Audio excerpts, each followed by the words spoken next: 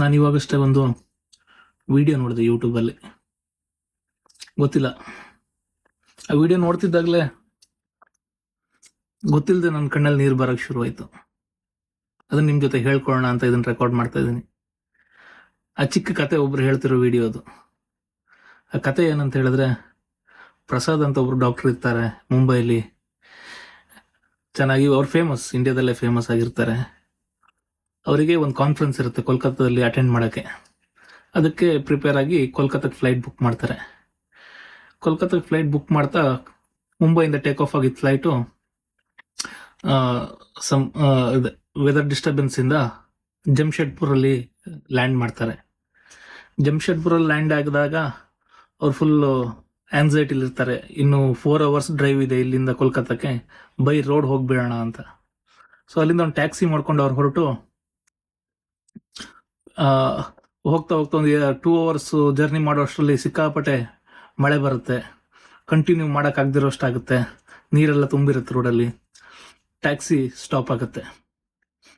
ಅವಾಗ ಅವರು ಅಲ್ಲೇ ರೋಡ್ ಪಕ್ಕದಲ್ಲಿರೋ ಒಂದು ಚಿಕ್ಕ ಮನೆಗೆ ಹೋಗ್ತಾರೆ. ಸೊ ಅವ್ರ ಹತ್ರ ಒಂದು ಫೋನ್ ಮಾಡ್ಬೋದಾ ಅಂತ ಕೇಳಿದಾಗ ಅವ್ರು ಹೇಳ್ತಾರೆ, ನಾವು ತುಂಬ ಬಡವರು, ನಮ್ಮ ಹತ್ರ ಏನೂ ಇಲ್ಲ, ಬನ್ನಿ ಒಳಗಡೆ ಬನ್ನಿ ಅಂತ ಹೇಳ್ತಾರೆ, ಟೀ ಕುಡೀರಿ ಅಂತ ಹೇಳ್ತಾರೆ. ಅವರು ಟೀ ಮಾಡಿ ಕೊಡ್ತಾರೆ ಬಿಸ್ಕೆಟ್ ಜೊತೆ. ಡಾಕ್ಟ್ರು ಕುಡಿದ್ಬಿಟ್ಟು ಇರ್ತಾ ಸ್ವಲ್ಪ ಹೊತ್ತಾದ್ಮೇಲೆ, ನಾವು ಸಂಜೆ ಪೂಜೆ ಮಾಡ್ತೀವಿ, ಪ್ರತಿ ದಿವಸ ಭಜನೆ ಮಾಡ್ತೀವಿ, ಬನ್ನಿ ನೀವು ನಮ್ಮನ್ನು ಜಾಯ್ನ್ ಆಗಿ ಅಂತ ಕರೀತಾರೆ. ಅವಾಗ ಡಾಕ್ಟ್ರು ಹೇಳ್ತಾರೆ, ನಾನು ಅದನ್ನೆಲ್ಲ ನಂಬಲ್ಲ, ನೀವು ಮಾಡಿ ಅಂತ.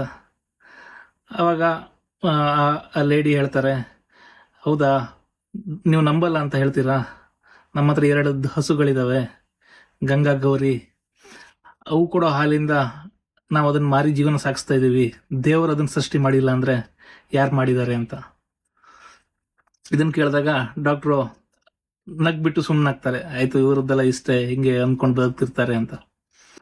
ಅದಾದ್ಮೇಲೆ ಮತ್ತೆ ವಾಪಸ್ಸು ಹೆಂಗ್ಸ್ ಹೇಳ್ತಾರೆ, ಹಾಗಾದ್ರೆ ಈ ಸಮುದ್ರದಲ್ಲಿರೋ ನೀರು ಮತ್ತೆ ಮೇಲೋಗಿ ಮಳೆಯಾಗಿ ನಮ್ಗೆ ಬೆಳೆ ಕೊಡುತ್ತೆ, ಅದು ದೇವ್ರ ಅದ್ ಕೆಲಸ ಇಲ್ಲ ಅಂದ್ರೆ ಅದನ್ನ ಯಾರು ಮಾಡಿರ್ತಾರೆ ಅಂತ. ಅವಾಗ ಡಾಕ್ಟ್ರು, ಇವರೊಟ್ಟಿಗೆ ಮಾತಾಡಿ ಏನು ಪ್ರಯೋಜನ, ಇವ್ರಿಗೆ ಫಿಸಿಕ್ಸ್ ಗೊತ್ತಿಲ್ಲ, ನ್ಯಾಚುರಲ್ ಫಿನೋಮಿನಾ ಗೊತ್ತಿಲ್ಲ, ಏನೋ ಮಾತಾಡ್ತಾರೆ ಅಂತ ಹೇಳ್ಬಿಟ್ಟು ಸುಮ್ಮನಾಗ್ತಾರೆ. ಅವರು ಪೂಜೆ ಮಾಡ್ತಾರೆ. ಪೂಜೆ ಎಲ್ಲ ಮುಗಿಯೋ ಟೈಮಲ್ಲಿ ಡಾಕ್ಟ್ರು ಆ ಬದಿಯಲ್ಲಿ ಕೂತಿದ್ದ ಒಂದು ಮಗುನ ನೋಡ್ತಾರೆ. ಆ ಮಗುವಿಗೆ ಬ್ರೈನ್ ಇಶ್ಯೂಸ್ ಇರುತ್ತೆ. ಬ್ರೈನ್ ಇಶ್ಯೂಸ್ ಇರೋದು ಡಾಕ್ಟ್ರಿಗೆ ಹೇಳಿದಾಗ, ಹೌದಾ ಅಂತ ನೋಡ್ತಿರೋ ಹೆಂಗ್ಸ್ ಹೇಳ್ತಾರೆ, ನೋಡಿ ನಮ್ಮ ಮಗಂಗೆ ಈ ಥರ ಇಶ್ಯೂಸ್ ಇದೆ, ನಾವಿಲ್ಲೇ ಜಮ್ಶೆಡ್ಪುರದಲ್ಲಿ ತೋರಿಸಿದ್ವಿ, ಡಾಕ್ಟರ್ ಏನು ಹೇಳಿದ್ರು ಅಂತ ಹೇಳಿದ್ರೆ, ನಮಗೆ ಇದನ್ನು ಸರಿ ಮಾಡೋಕ್ಕಾಗಲ್ಲ, ಇದನ್ನು ಸರಿ ಮಾಡೋಕ್ಕೆ ಡಾಕ್ಟರ್ ಪ್ರಸಾದ್ ಅಂತ ಮುಂಬೈಲಿದ್ದಾರೆ, ಅವರೇ ಸ್ಪೆಷಲಿಸ್ಟು, ನೀವು ಮುಂಬೈಗೆ ಹೋಗಬೇಕು ಅಂತ.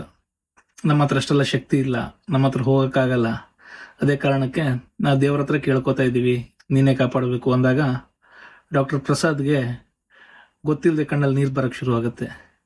ಅವರೆಲ್ಲ ನಡೆದ ಘಟನೆಗಳನ್ನು ಯೋಚನೆ ಮಾಡ್ತಾರೆ. ನಾನು ಮುಂಬೈಯಿಂದ ಹೊರಟಿದ್ದು, ವೆದರ್ ಪ್ರಾಬ್ಲಮಿಂದ ಜಮ್ಶೆಡ್ಪುರಲ್ಲಿ ಲ್ಯಾಂಡ್ ಆಗಿದ್ದು, ಅಲ್ಲಿಂದ ಕಾರಲ್ಲಿ ಬರ್ತಾ ಕಾರ್ ಹಾಳಾಗಿದ್ದು, ಇವ್ರ ಮನೆ ಬಾಗಿಲಿಗೆ ಬಂದಿದ್ದು, ಇದೆಲ್ಲ ಏನು ಕೋಇನ್ಸಿಡೆನ್ಸ್ ಏನಂತ ಅವ್ರಿಗೆ ಅರ್ಥ ಆಗಲ್ಲ.